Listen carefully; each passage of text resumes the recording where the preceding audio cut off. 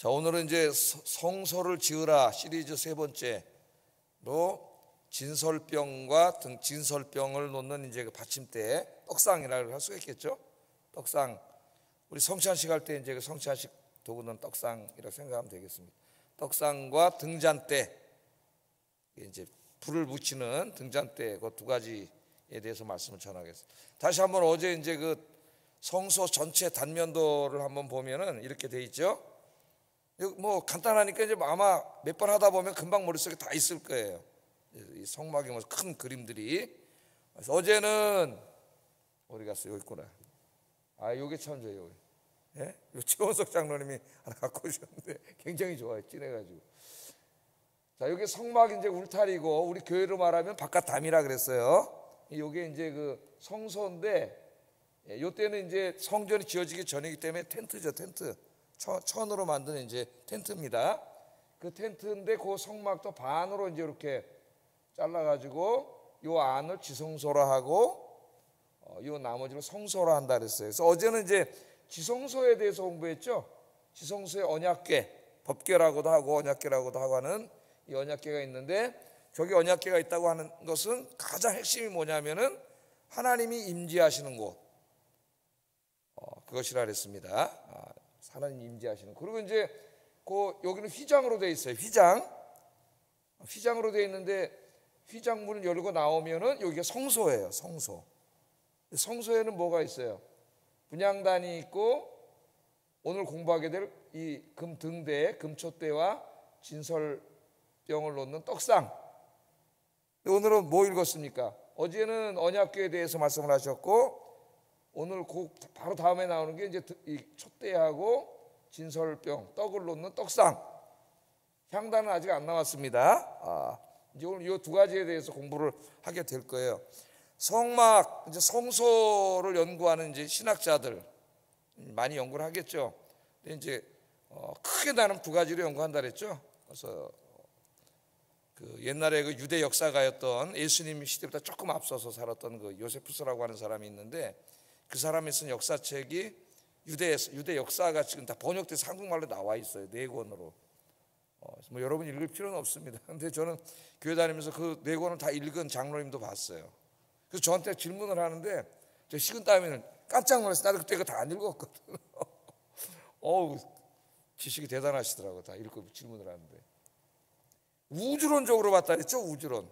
그래서 이 성소를 하나님이 창조하신 우주의 축소, 하나 미니어처로 보고 우주론적으로 연구를 하는데, 지금도 이제 많은 신학자들이 그 전통에 의해서 성소를 하나의 소우주로 보고 연구를 많이 하고 있습니다.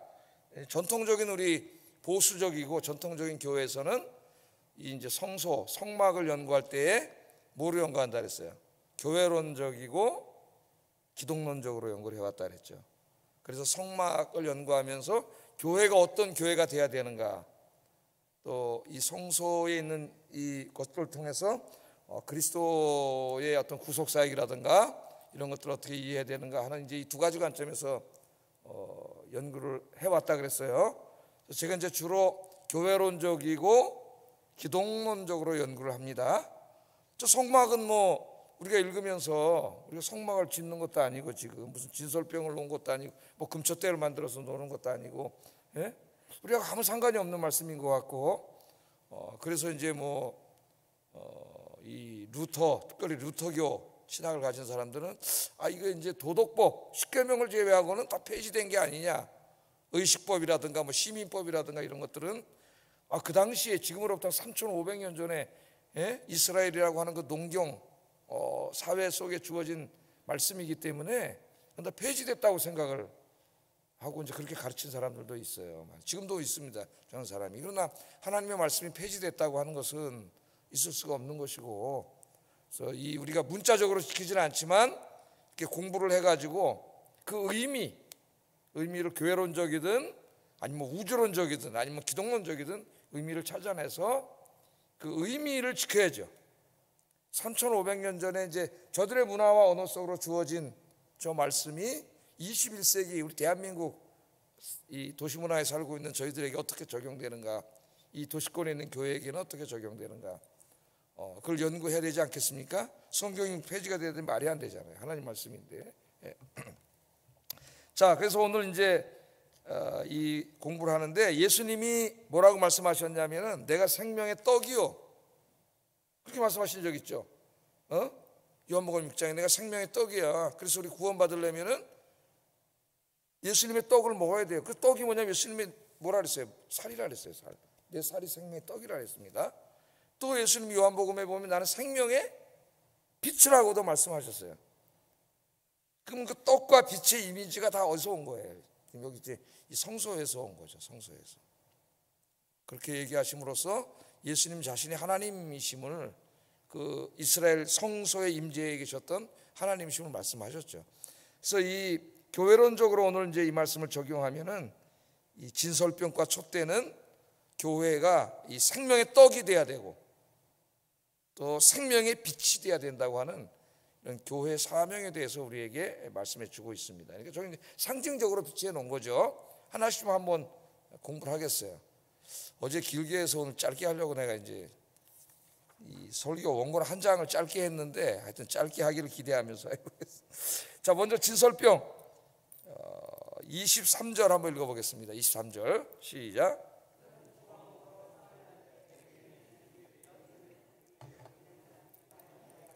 예, 아까 그 단면도를 한번 보세요. 이제 진설병, 병은 떡병자잖아요, 그죠? 오병 이어 다 떡병자, 떡입니다. 떡. 그래서 어떤 우리 한글 성경을 보니까 진설병을 제사떡이라고 번역한 것도 있더라고요. 좋지 않은 번역인 것 같아요. 문화적인 번역인 건 맞는데 제사떡 그림 좀 이상하잖아요, 그죠? 그래서 그 번역은 좀 안 좋은 것 같아요. 영어 성경에 보니까 임재의 떡 그렇게 번역했더라고요. 임재의 떡, 하나님의 임재의 떡, 그런 식으로 번역을 했고, 자, 하여튼 뭐라 그래도 떡입니다. 떡. 너는 조각목이 뭐라 그랬어요? 우리나라 이제 아카시아 나무라 그랬죠. 언약궤도 아카시아 나무로 만들었는데 뭐 이런 건 그렇게 중요하지는 않습니다. 그 만들어 가지고 이것도 안팎을 금으로 다 이렇게 이제 이렇게 덮이도록 했고, 크기는 한 길이가 1m. 한번 켜보세요. 이제 그림을. 네, 이렇게 생겼는데 여러분 하여튼 인터넷에 이렇게 들어가셔가지고 궁금하시면 이제 이렇게 한번 진설병 쳐보면은, 떡상 쳐보면은 그 이미지에 다양한 사람 이제 이미지들이 나와요. 한번 이렇게 보시면 부분 오늘 자세하게 다 이제 글로 언어로 써놨지만은 그다 해가 잘 머리에 안 들어오잖아요. 하나 이렇게 그림을 뚝 보면 나오는데 이렇게 한번 참조를 해보세요. 이렇게 생긴 겁니다. 그러니까 길이 이제 크기는 그렇게 크지가 않아요. 이거 길이가 얼마나 그랬어요? 예? 2규빗? 2규빗이면 얼마나 그랬어요? 어제 여기서부터 요 중지부터 요 팔꿈치까지가 규빗이라 그랬죠. 사람마다 다르기 때문에 뭐 45cm에서 한 48cm 뭐 그 정도 된다 그러는데 저는 모르겠어요. 안 재봤는데 저는 한 45cm 되지 않을까. 키가 큰 사람은 좀 더 길겠죠. 평균 50으로 계산하라 그랬죠. 그냥 50. 한 1m 정도 되는, 예?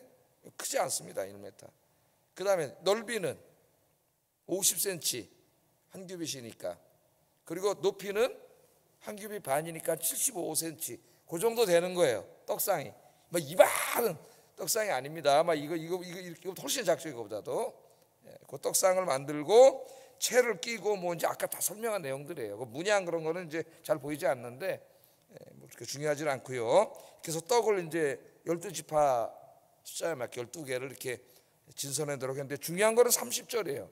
30절 한번 읽어보겠습니다. 시작. 네. 그 상위에다 이제 떡을 이렇게 12개를 둬서 중요한 거는 365일 항상 거기 떡이 있어야 돼요. 항상 내 앞에 있게 할지니라. 그렇게 했죠? 항상 내 앞에 있게 할지니라. 그러니까 떡이 항상 거기 있어야 됩니다. 그러니까 이 떡은 누구를 위한 떡일까요? 하나님을 위한 떡이에요. 그래서 어떤 번역이 제사떡이라는 거 이걸 갖다가, 예? 하나님을 위한 떡입니다. 진설병이 항상 거기 있어야 한다고 하는 것은 뭘 상징하는 거예요? 하나님이 항상 성막 안에, 성소 안에 계시다는 거예요. 어떻게 보면 하나님을 위한 양식, 좀 우리가 이상할지 모르지만 그렇게 받아들일 수가 있습니다. 하나님을 위한 양식. 하나님이 항상 거기 계시기 때문에 하나님을 위한 떡이 항상 있어야 되는 거죠. 그러니까 상징이에요. 그러니까 이것도 언약궤와 마찬가지로 언약궤에 하나님이 임재하시잖아요. 성막 안에 하나님이 계시기 때문에 하나님을 위한 떡을 상징적으로 만들어 놓는 거예요. 우리가 어떤 빈집에 들어갔는데, 모르는 집에 들어갔는데 거기 따끈따끈한 밥상이 차려져 있으면 뭘 알 수 있어요? 여기 사람이 살고 있구나, 그런 걸 알 수 있는 거죠. 그러니까 그런 하나의 상징이라고 보면 되겠어요. 자, 그런데 이제 여기 중요한 게 있죠. 이게 하나님을 위한 떡이지만 하나님 떡을 잡수나요? 하나님 떡을 안 잡수시죠. 무슨 떡을 잡수요? 예? 실제로 이 떡을 먹는 사람은 누구냐? 제사장이 먹습니다. 제사장이. 그러니까 진설병은 인간이 하나님을 위하여 준비한 떡이지만은 실제로는 하나님께서 그 떡을 다시 누구에게 주시는 거예요? 인간에게 주시는 거예요. 인간 대표, 그 사람 제사장이에요. 제사장. 그래서 이 거룩한 떡은 상징적인 의미를 갖게 됩니다. 여기서 이게 뭐냐면은 하나님이 우리 인간에게 주시는 생명의 떡이에요. 생명의 떡. 진설병은 이제 안식일마다 한 번씩 바꿔야 되는데, 일주일에 한 번씩 바꿀 때마다 거기서 내려온 떡은 제사장만 먹을 수 있어요. 그런데 나중에 이제 아히멜렉이라고 하는 제사장이 그 떡을 누구에게 줘요? 다윗과 그 일행에게 줍니다. 네가 3일 동안 여자를 가까이 하지 않고 거룩하게 지냈다면 떡을 먹을 수 있다 그래요. 그래서 하나님이 제사장만 먹으라고 한 것은 문자적인 의미를 꼭 제사장만 먹으라는 게 아니라 그 거룩한 떡이기 때문에 죄 지은 사람, 막 이런 엉망진창으로 산 사람이 먹으면 안 된다는 의미가 있는 거죠. 그러니까 아히멜렉은 이것을 문자로 받은 게 아니라 그 본래 의미를 받은 거예요. 왜 하나님 제사장만 먹으라고 했느냐? 그 떡을 죄 지은 사람들 아무나 와서 막 먹으면 안 되기 때문에 그 거룩을 지키는 사람은 제사장이니까 제사장만 먹게 한 거죠. 만약에 죄를 짓지 않았다면 먹을 수 있다, 그리고 다윗에게 주잖아요. 그럼 누구의 해석이 옳았느냐? 예수님이 나중에 이 말씀을 하시면서 아히멜렉이 옳았다고 이야기를 합니다. 이 말씀이. 네. 자, 거기까지는 가지 않겠어요. 자, 그러니까 진설병은 하나님이 주시는 영적인 생명의 떡, 이 하나님의 말씀을 상징하는 거예요. 지금 저 언약궤 안에 돌판이 있지 않습니까? 그 안에는 하나님의 말씀이 뭐냐? 우리의 영의 양식이다, 그거죠. 영의 양식. 떡하고 똑같은 거다. 떡입니다. 자, 그러니까 제사장은 이 생명의 떡을 자기가 먹고, 그리고 어떻게 해야 돼요? 백성들에게 하나님의 생명의 말씀을 증거해야 돼요. 지성소 안에 있는 그 십계명 돌판이 있잖아요. 하나님의 말씀을 증거하는 거죠. 제가 지금 하나님의 말씀을 증거하잖아요. 지금 이것은 여러분에게 제가 뭐를 먹여드리는 거예요? 생명의 떡을 먹여드리는 거죠. 생명의 떡을. 예? 하나님께서 저에게 주신 떡을 먹고, 저도 하나님 주신 떡을 먹어야 돼요. 제가 열심히 공부하고 읽고 묵상하고, 예? 제가 먼저 은혜 받고, 제가 먼저 공감을 하고 감동을 하고, 그렇지 않으면 감동이 없겠죠. 설교가 여러분에게 이제 주는 거죠. 그래서 교회는 하나님이 임재해 계시는 곳이고, 어제 말씀드렸듯이 하나님께서 주의 종 목사를 통하여 주시는 생명의 떡을 먹는 것이다, 이걸 얘기해요. 생명의 떡을. 그러니까 교회는 영적인 레스토랑입니다. 레스토랑. 이 영적인 레스토랑 안에는 66가지의 맛있는 음식이 있어요. 66가지. 창세기, 출애굽기, 레위기, 민수기, 신명기, 메뉴판이 쫙 있고, 그 안에 또 무궁무진한 재료들이 있기 때문에 이걸 또 퓨전해 섞어가지고 하면은 수십만 가지의 음식이 그냥 만들어져요. 그래서 이 영적인 음식이 있는 영적인 레스토랑, 이걸 먹어야 살아요, 사람이. 왜냐하면 사람은 육적인 존재만이 아니고 영적인 존재이기 때문입니다. 우리는 육적인 존재인 거 맞아요. 그래서 육의 양식도 먹어야 돼요. 있어야 돼요. 육적인 필요도 채워줘야 돼요. 그래서 우리 예수님도 기도를 가르쳐 주실 때 일용할 양식을 위해서 기도하라고 가르쳐 주셨어요. 일용할 양식을 위해서 기도하는 건 믿음이 없는 거다. 그건 잘못된 이야기예요. 우리 하나님은 우리가 육신을 입고 있기 때문에 육신의 필요를 충족해야 된다는 걸 너무나 잘 알고 계세요. 하나님이 우리를 만드셨는데. 그래서 일용할 양식을 위해서 기도하잖아요. 주기도문. 우리가 매일 아침마다 오늘도 우리에게 일용할 양식을 주세요. 일용할 양식이라는 건 우리의 경제생활이죠. 우리의 일상, 삶, 그죠? 그런 것들이죠. 기도하는 거예요. 그러나 걱정하고 염려하지 말라 그랬지. 하나님 없는 것처럼. 또 거기에 푹 빠져가지고 그 일용할 양식이 하나님인 것처럼 그것만 사랑하고 살지 말라 그랬지. 그건 우리에게 필요한 거예요. 필요한 거. 그건 우리가 너무나 잘 압니다. 아침밥 하나 굶어도 얼마나 배고파요. 그런데 우리는 육적인 존재만이 아니라 또한 영적인 존재, 영의 양식을 먹어야 됩니다. 영의 양식을 먹지 않으면 영적으로 죽습니다. 육의 양식을 안 먹으면 굶어 죽죠. 예? 그 안 먹으면 힘이 계속 빠져가지고 그냥 아무것도 못하다가 죽는 거예요. 영의 양식도 마찬가지예요. 그래서 영의 양식을 먹지 않으면 영적으로 그냥 비리비리한 사람이 되다가 결국 영적으로 죽어요. 그래서 우리 예수님도 말씀을 하셨습니다. 예수님이 마태복음 4장 4절에 사탄의 시험을 받을 때 사탄이 뭐라 그랬어요? 야, 떡만 먹으면 돼. 예? 이 돌로 떡을 만들어 보시오. 그래서 이 지금 가난한 갈릴리 사람들 나가서 말이지, 이 경제적으로 굶고 병들고 맨날 이러고 있는데 육신의 필요를 당신이 다 해결해 주면은, 요새 교회에서 막 선포되는 이 건강과 부의 복음이죠. 예? 사람들이 몰려올 것이고 당신을 메시아로 영웅이 될 텐데 왜 십자가를 지려 그러느냐. 사탄의 시험이에요 이게 우리에게 오는. 예? 막 그러잖아요. 그때 예수님이 하신 말씀이 바로 이 사탄, 그런 마음이 들 때 내 마음속에 육의 양식, 돈, 집, 뭐 이런 거 막, 예? 경제적인 문제 이런 게 집중될 때 이 말씀은 꼭 기억하셔야 돼요. 진솔병을 기억하시고 예수님의 말씀 한번 읽어봅니다. 시작. 사람이 떡으로만 살 것이 아니요 하나님의 입으로부터 나오는 모든 말씀으로 살 것이라 하셨느니라 하시니라. 아멘. 교회는 어떤 곳이에요? 생명의 떡을 나누어 주는 곳입니다. 그래서 교회 열심히 와야 돼요. 예배에 열심히 참석해야 되고, 가능한 한 모든 공예배에 참석해서 하나님의 말씀을 먹어야 되고, 예? 그 다음에 여러분 집에 가셔서도 잡숴야 되지. 하루 3끼 잡숫잖아요. 하나님 말씀 열심히 읽고 묵상하면서 말씀을 먹어야 되고. 할렐루야. 그래서 여러분 영적으로 건강한 여러분이 되시고, 우리 아영교회는 정말 이 맛있고 건강한 영의 양식이 끊임없이 제공되는 교회가 되어야 되겠습니다. 교회를 위해서는 그렇게 기도해 주시고, 여러분을 위해서는 그렇게 기도하시고, 하나님의 복받은 교회, 복받는 성도들이 되시기를 주의 이름으로 축복합니다. 근데 이제 이 음식집도 보면은 이거 이제 그 조미료, 화학 조미료 넣어가지고 몇 번 먹을 때는 괜찮아요, 그죠? 몇 번 먹을 때 괜찮은데 한 2-3번 가다 보면 딱 입이 질리죠. 그런 음식은. 예? 그런 음식을 만들면 안 되죠. 이 영의 양식이 제일 중요한, 첫째는 말씀 그대로의 건강한 음식이래야 돼요. 예? 뭐 사람들이 귀에 간지럽고 좋고 막 그런 귀를 홀리는 소리가 아니라, 조미료가 아니라, 첫째는 건강한 말씀 그대로, 예? 화학 조미료, 세상 조미료 쳐넣지 않은 하나님의 말씀이어야 되죠. 그런데 가능하면 그 말씀 좋은 재료를 가지고 맛있게 만들면 더 좋겠지. 이 맛있게 만드는 게 목사의 책임인데, 하여튼 죄송합니다. 거기에 대해서는 제가 이 말씀 그대로는 제가 이렇게 건강한 음식을 제공해 드리는데, 이걸 정말 재미있고 막 그냥 졸리지도 않고 막 그냥 머리 쏙쏙 들어오게 이렇게 하려고 하는데 잘 안 되는 것 같아요. 그래서 하여튼 재미있게 좀 잘 가르쳤으면 좋은데, 이건 두 번째 일이에요. 두 번째 중요한 건 이제 말씀이에요. 그래서 우리 목사님 여러분 기도하실 때 말씀의 샘이 마르지 않게 해달라고 기도하시는데, 하여튼 감사하게 생각해요. 그래서 막 설교가 막 떠올라요.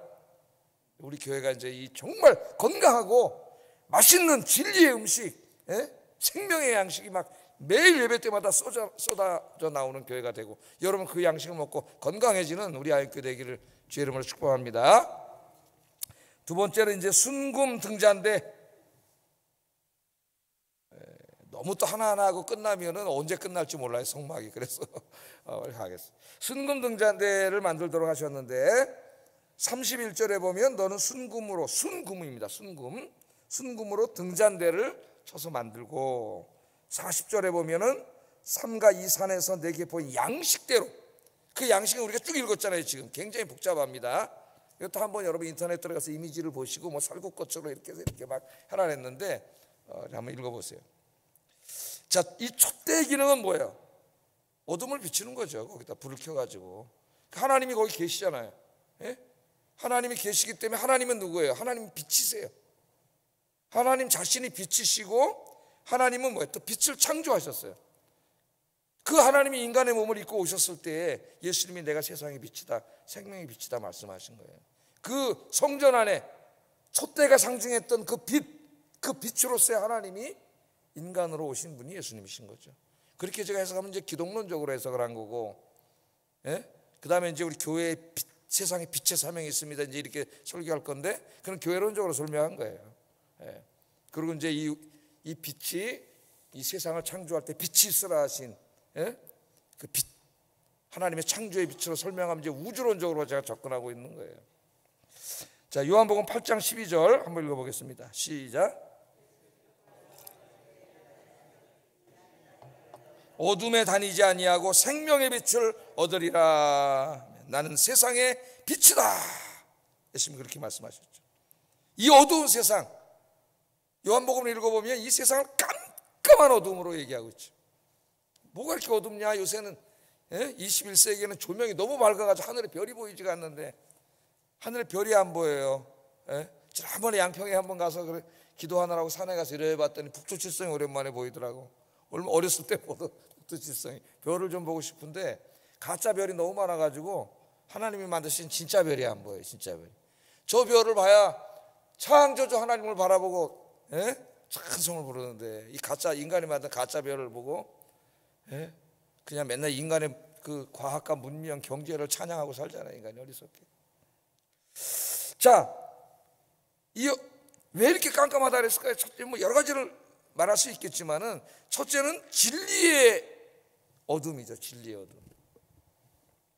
진리를 알지 못해요. 그래서 하나님이 세상에 계시고 하나님이 세상을 창조하셨다는 걸 알지 못해요.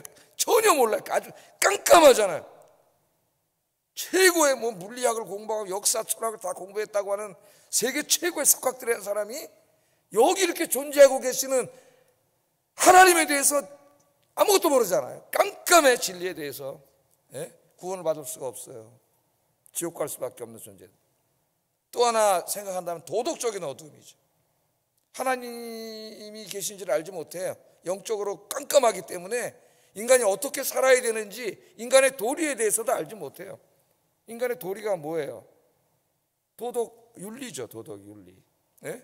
우리가 어떻게 살아야 되는가를 가르치는 도덕의 지침이 성경 말씀이에요. 성경 말씀. 그러니까 이 두 가지 말하면 영적으로 깜깜해, 도덕적으로도 깜깜해.